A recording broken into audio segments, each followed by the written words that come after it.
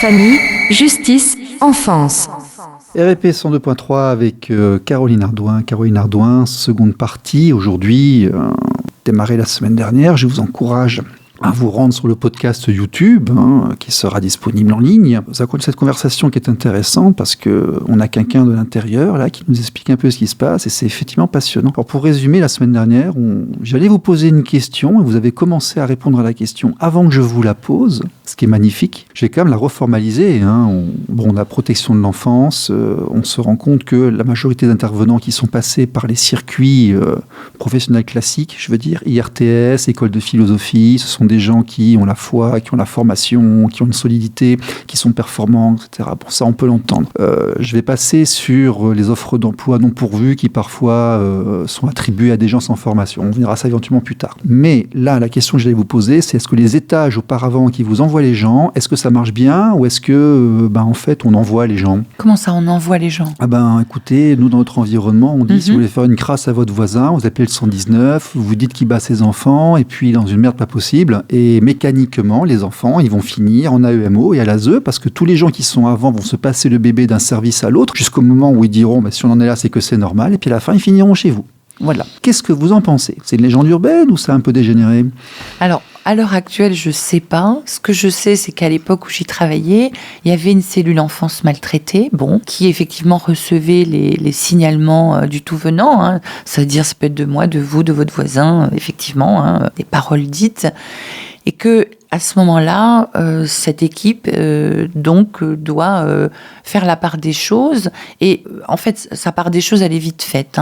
Soit il y a quelque chose qui montre qu'il y a un danger immédiat pour l'intégrité de l'enfant, l'intégrité physique de l'enfant. Et à ce moment-là, il y a un signalement direct au procureur. Soit elle va basculer, elle va interpeller les services sociaux de terrain qui sont auprès, qui sont pas loin de la famille sur laquelle il y a un signalement, et c'est cette assistante sociale qui va se rendre.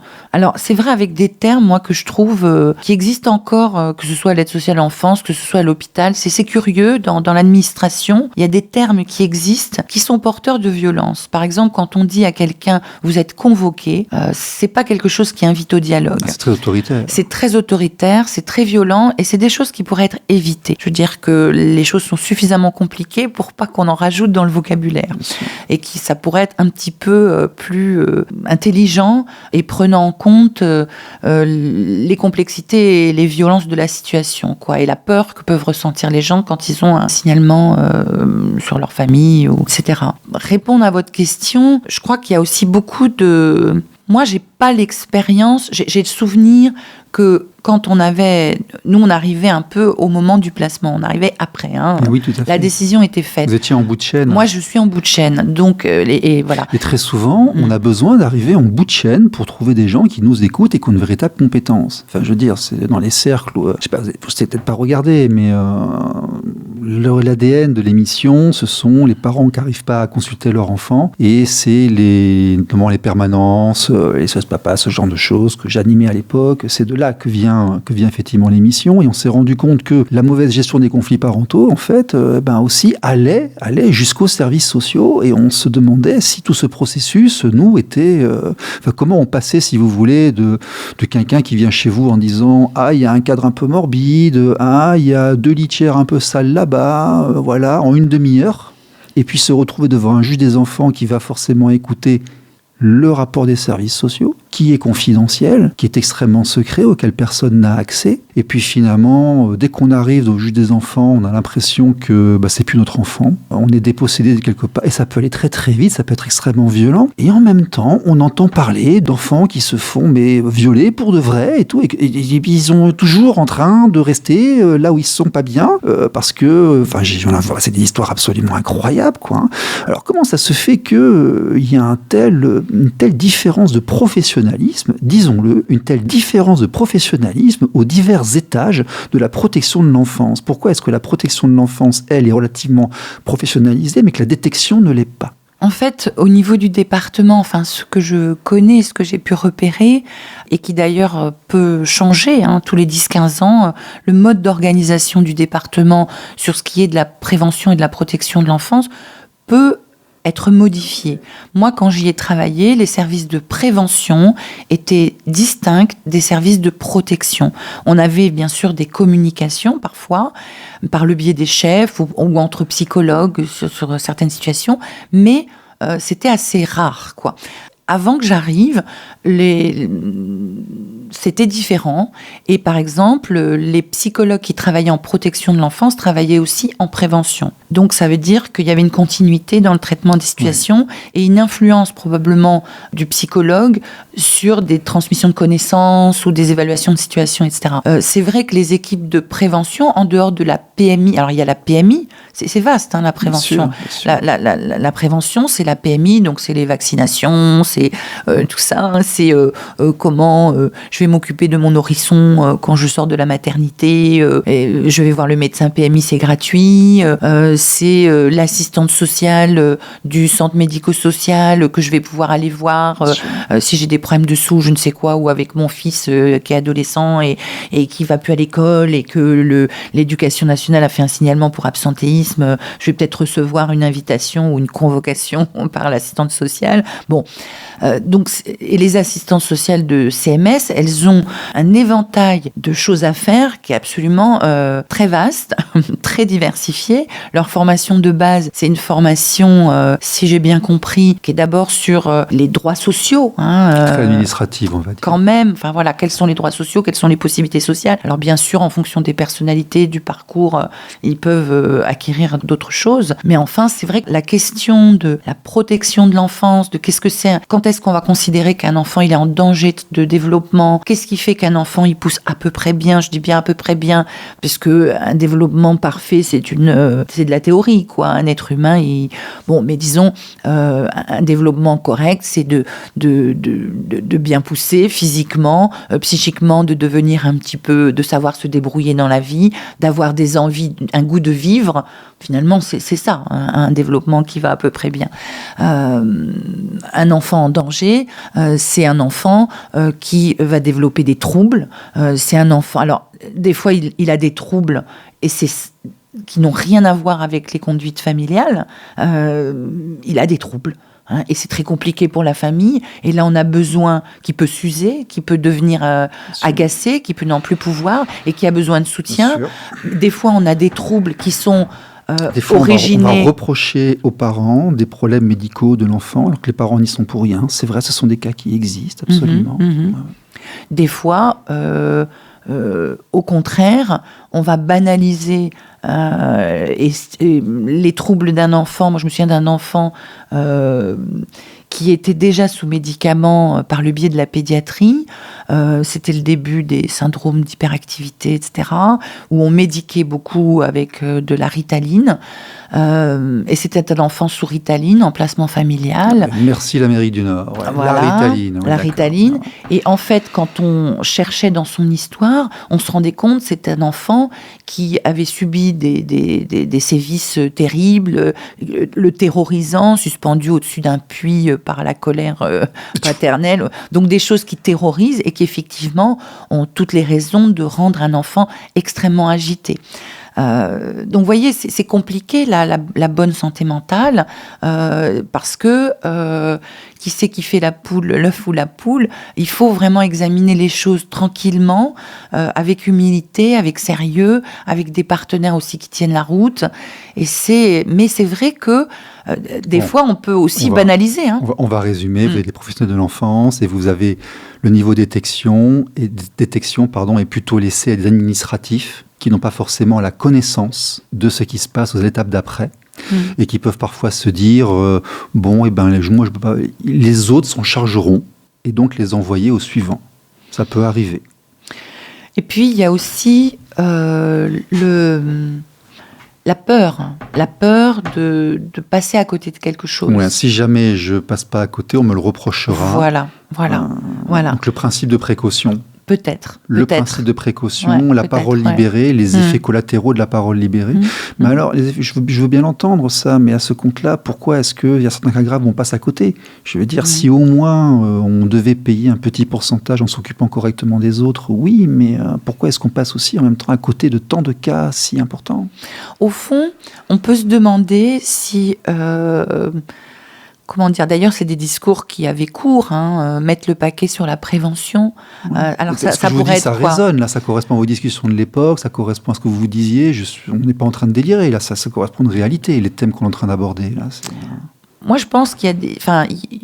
comment dire, mettre le paquet au niveau... C'est vrai que entre des situations de crise dans la famille qui vont faire souffrir tout le monde, y compris l'enfant, mais qui pourraient être traitées avec du soutien environnemental plutôt qu'une stigmatisation. Et c'est normalement le travail de la prévention. Et c'était l'origine de la loi, c'était l'esprit de la loi initiale. Les services sociaux étaient là pour aider, accompagner les familles, n'étaient pas là pour les séparer, les diviser. C'est-à-dire, il vaut mieux prévenir que guérir. Le bon sens dit qu'un enfant est peut-être mieux auprès de parents qu'on peut épauler, plutôt que dans un foyer avec tout ce qui peut s'y dérouler, peut-être.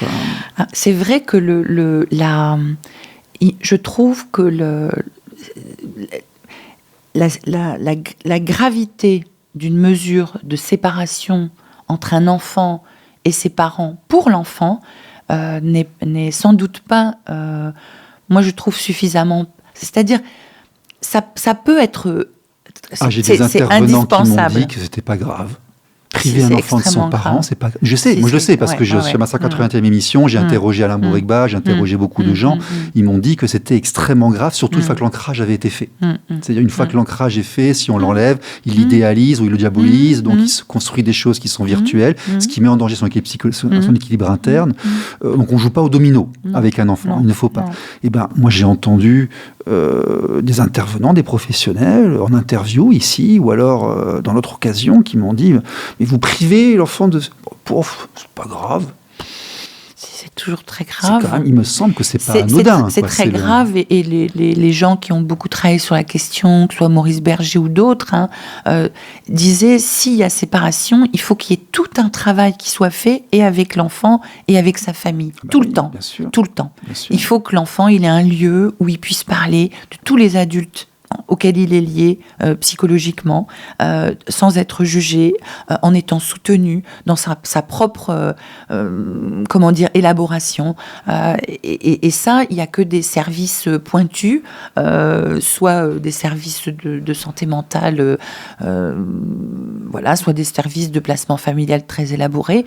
Mais il faudrait cette exigence. Oui, c'est pas un quart d'heure toutes les 2 semaines. Non, là, c'est vraiment quelque chose d'assez présent pour compenser. Mais je crois que c'est-à-dire on est dans une société où on veut du parfait. C'est comme quand on dit on va faire la journée contre le suicide des jeunes en France, donc il y a des panneaux partout, appelez tel numéro, etc., super machin. Mais après, quand on est sur le terrain et quand on entend, je sais pas, moi ça m'est arrivé en aide sociale à l'enfance, parce qu'on s'occupe des enfants quand même, et des adolescents qui peuvent faire des tentatives de suicide, donc on a besoin de partenaires hospitaliers, on cherche du soin pour eux, et on est confronté à de grandes difficultés, parce que, comme je vous disais tout à l'heure, comme je disais la fois d'avant, le système de public de santé psy est désargenté, donc il n'y a plus les moyens qu'il faut, donc il n'y a plus de lit, donc il n'y a plus personne pour s'occuper de quelqu'un qui est en réel désarroi et qui aurait besoin, ou alors on s'en occupe 3 jours, mais il faut vite le faire sortir de l'hôpital n'importe comment, n'importe quoi, parce qu'il n'y a plus de place. Donc on est une société un peu schizophrénique qui affiche des grandes ambitions, qui veut se montrer parfaite, où la dimension politique, les politiques doivent être parfaits aussi, donc il ne faut pas leur dire ce qui ne va pas. C'est le yaka faucon. Voilà, c'est le yaka faucon, et puis au lieu d'essayer d'être un petit peu plus, de faire des choix, de se limiter, de prendre des responsabilités, de dire et ça concerne toute la société, ça concerne pas seulement le département. Ça devrait être des débats comme la santé, comme d'autres débats. C'est un sujet ça concerne tout le monde. C'est nos enfants, c'est nos gosses, c'est nos familles. C'est très important. Donc je sais pas si voilà, ce que je sais pas si je me suis pas un peu perdue là. Non, c'est très bien, parce que c'est vraiment passionnant, parce qu'en fait, dès qu'on creuse un petit peu, les professionnels arrivent aux mêmes conclusions que nous de l'extérieur, et c'est quelque part c'est rassurant. Et puis en même temps, c'est désespérant. Ça dépend de quel côté on le prend. Mais ça veut dire qu'on n'est pas en train d'halluciner non plus, quoi. Il y a la vision idéalisée, il y a ce qu'on est capable de faire, tout simplement. RLP. Radio Libre en Périgord. Famille, justice, enfance. Alors, Caroline Ardouin, dites-moi, on va passer sur ces expertises psychologiques qui sont payées 260 € pour un certain nombre de travail. On va passer sur ces offres d'emploi qui ordonnent la protection de l'enfance. On a dit ce qu'on avait à dire sur les couches avant d'arriver à vous. Vous, on voit bien que vous étiez impliquée, voire presque militante, parce que vous me disiez que vous étiez en colère, vous vouliez faire les choses, vous vouliez vraiment que ça aille bien, etc. Est-ce que ça se passe bien dans les foyers, dans les familles d'accueil? Est-ce qu'on fait ce qu'il faut? Moi, j'ai entendu et vu, comment dire, les familles d'accueil, que d'ailleurs les uns les autres jugent, voilà, c'est assez curieux. Les familles d'accueil font l'objet de regards très contradictoires, très projectifs. Il y a un grand fantasme sur les familles d'accueil. Et très condescendants aussi. Ils gagnent de l'argent, ils sont mauvais, ils ne sont pas surveillés, ils sont très surveillés. Enfin, il y a tout. Il y a tout. Moi, les gens que j'ai rencontrés, je dirais globalement, en majeure partie, ce sont des gens qui, comme je dirais, sont motivés par leur travail, ont des raisons très très intimes finalement, ont quelque chose à faire pour entre guillemets essayer d'aider ces enfants à pousser. Après, ils ont vraiment besoin de soutien et de limites aussi, mais de limites respectueuses.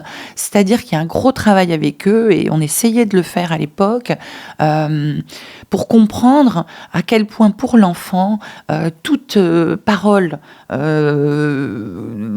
maladroite sur un de ses parents, quoi que le parent ait fait, c'est absolument à proscrire. Et c'est vrai que quand on est famille d'accueil, quand on voit la souffrance de certains enfants, on peut avoir la langue qui parle trop vite, être trop dans le réactionnel, être trop en vouloir aux parents qui, je sais pas moi, qui fait peser quelque chose sur l'enfant. J'ai croisé un monsieur d'une famille d'accueil, il n'a pas voulu que je l'enregistre, il n'a pas voulu que je l'interviewe, mais je lui ai dit, vous les aimez? Il m'a dit, non, fiez-vous pas, ils peuvent partir. Donc on ne les aime pas.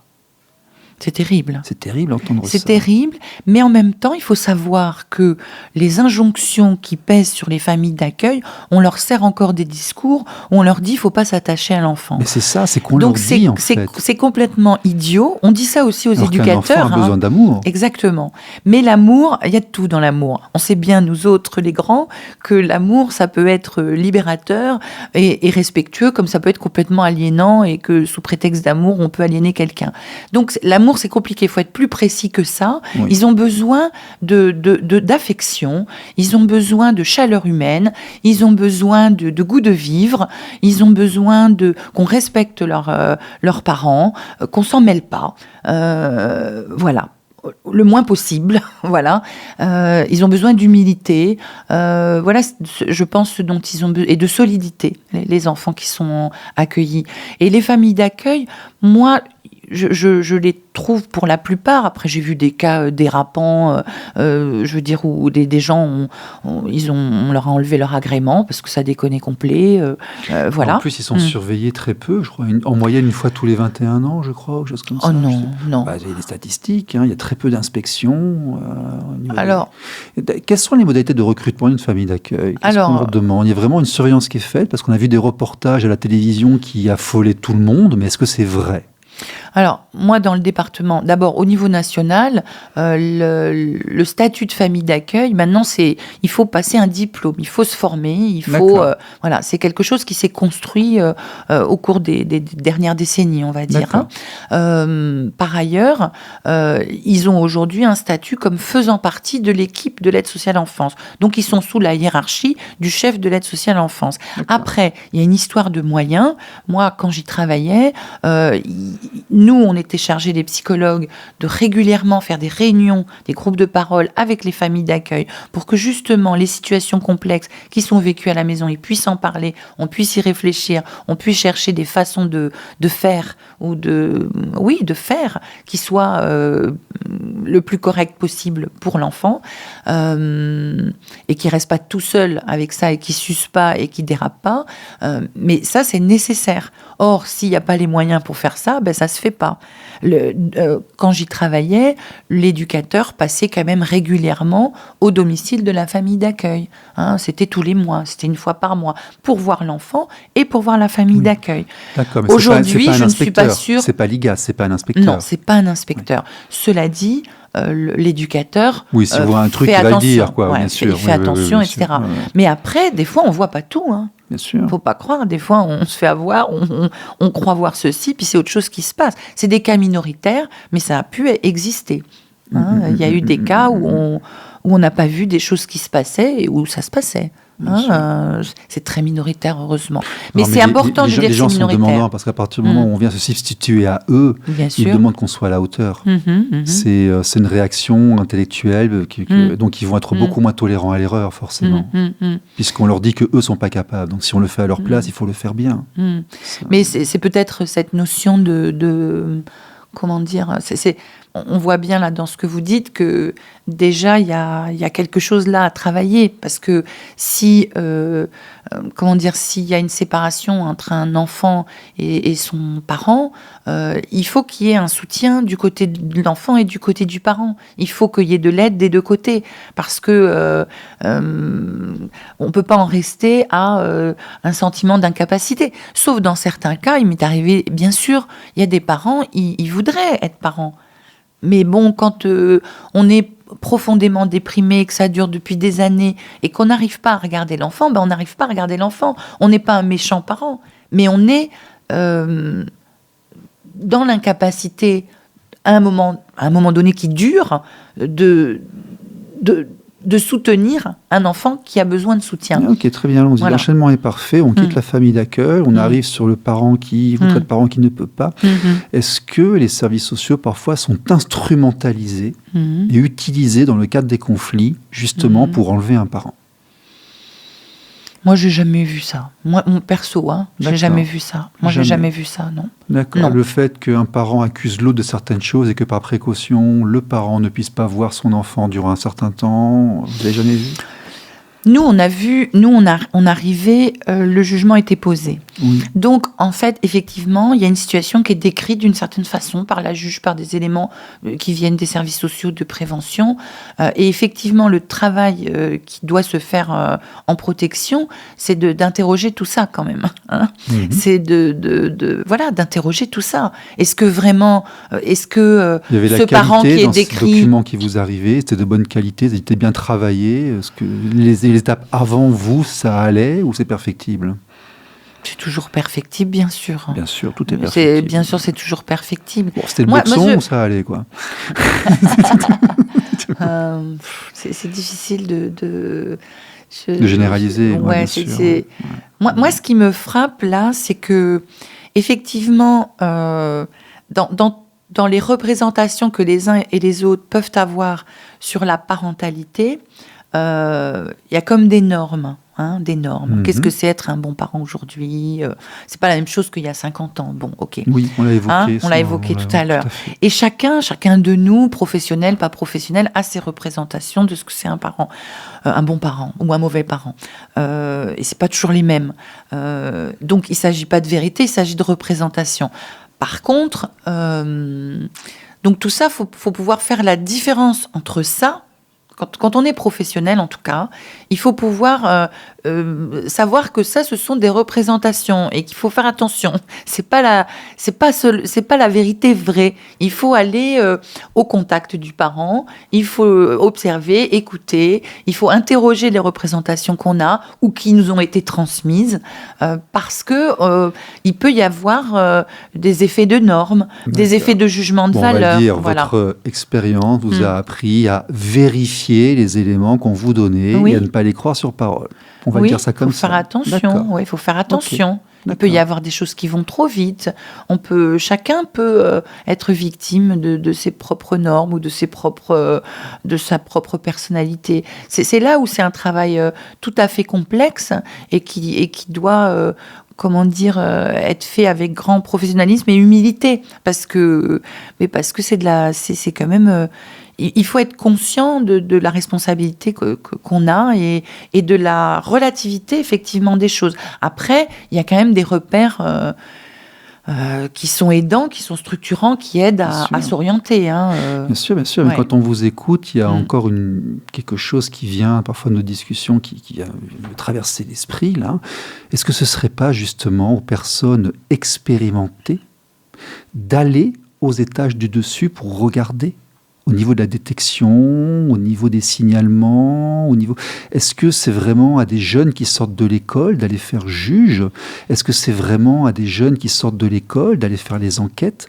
Ou est-ce que ce sont aux personnes qui ont un vécu, qui ont vraiment regardé ce que ça signifiait, d'aller mettre un gamin dans un foyer où il sortira en grande majeure partie pas très bien formé, protéger certaines choses, mais avec un prix à payer assez lourd. Est-ce que c'est pas ces gens-là, quelque part, qui, en fin de parcours, devraient aller au-dessus pour regarder comment ça se passe? Et je pense qu'effectivement, dans ces domaines extrêmement complexes et exigeants, il y a besoin de gens très expérimentés, très compétents, et que probablement, il n'y a pas cette conscience-là suffisante. Chacun croit que il suffit de, je sais pas moi, d'être un travailleur social. De vouloir sauver le monde, et donc on prend des décisions. Voilà, puis D'accord. on croit qu'on sait. Bon, c'est vrai que ça, c'est dangereux. C'est gabin, ça. Hein. Je sais que je ne sais pas, ça met un certain temps à venir. Ouais. Ce qu'il y a aussi, c'est que les conditions, aujourd'hui, je pense, les enjeux ont changé dans le sens, à mon avis, où la séparation d'un enfant pour le protéger, c'est bien si après il y a quelque chose de stable, de solide, qui tient la route. Mais moi, les échos que j'ai, c'est que les services, les familles d'accueil, les foyers sont tellement débordés parce que les mesures augmentent, parce que les moyens au regard sont pas suffisants, que en fait les lieux de placement des enfants ne sont pas suffisamment solides. Donc du coup, on va séparer pour protéger, mais en fait le lieu de protection va pas être suffisamment solide et pérenne. Du coup, je trouve qu'il y a une réflexion à avoir sur attention. Pourquoi on fait les choses, quoi. J'ai souvent pesté et critiqué notre travail. Avec le recul, je me dis qu'il y a des jeunes, sans doute, certainement même, et beaucoup, qu'on a bien aidés à grandir et à se sauver, entre guillemets, c'est certain. Bien sûr, on critique tout ça, mais il faut quand même pas perdre de vue que pour certains, c'est quand même mieux que ce qu'ils pouvaient avoir. Exactement. Il faut pas l'oublier. C'est énorme, et même des survies, des reconstructions. Des dangers de mort qui ont été évités, bien Voilà. sûr, c'est absolument évident. Voilà. Hein, tout à fait. Mais il faut mesurer dans une décision de placement, ok, je le sépare, mais je vais le mettre où, dans quelles conditions de vie, etc. Et si c'est pour passer de famille d'accueil en famille d'accueil, parce que la famille d'accueil, elle a déjà 3 enfants troublés, et que la famille d'accueil, elle n'aura pas de partenariat en psy, parce qu'ils sont débordés, ça, que tout le monde est débordé. C'est le fait qu'il y a un référent unique, peut-être pour quelqu'un. Là, c'est une idée que j'ai vue passer dernièrement, qui pourrait être intéressant, au lieu de changer d'interlocuteur en permanence pour tout le monde. Là, la question, c'était de mettre des personnes expérimentées en haut, plutôt que de mettre des jeunes en haut et puis de garder expérimentés en bas. C'était ça, en fait. C'est quelle compétence? Là, vous parlez par exemple de la cellule enfance maltraitée ou de l'équipe qui va évaluer. Le 119, les évaluations, 119, et puis les juges, tout simplement. Quoi. Donc les services d'enquête qui sont seulement du procureur vont amener un rapport au juge des enfants. Oui, il faut la plus grande expertise, c'est clair. Il faut des gens Donc il faut des gens expérimentés, compétents, pas qui sortent de l'école, mais qui soient expérimentés. Absolument. Ouais. Ça, c'est pas possible de... RLP. Radio libre en Périgord. Famille, justice, enfance.